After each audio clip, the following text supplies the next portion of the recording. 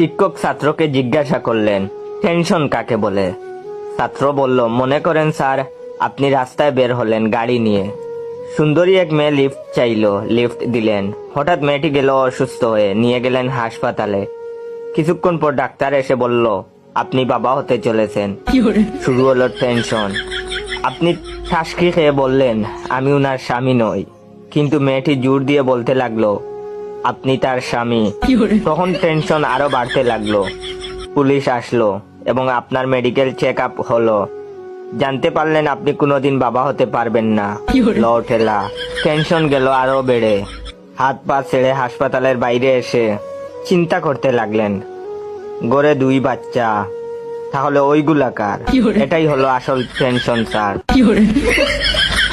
রমজান মাস চলে আসায় আপাকে কিন্তু খুব বেশি মিস করতেছি। আসলে আমরা এমন একজন বিজ্ঞানীকে চিরদিনের মতো হারিয়ে ফেললাম।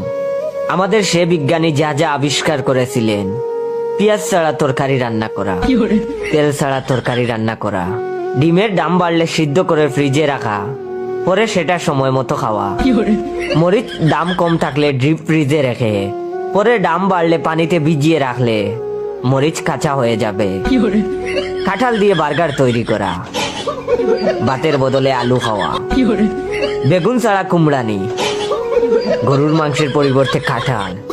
দাদারা, আমাদের বিজ্ঞানীকে আপনারা যত্নে রাখবেন। আমাদের অমূল্য রত্ন আপনাদের কাছে। তো আমি একটা কথাও বানিয়ে বলি নাই, কেউ কষ্ট পেলে আমার কিচ্ছু করার নাই। যাই বলেন, বেশ কিউট কিন্তু।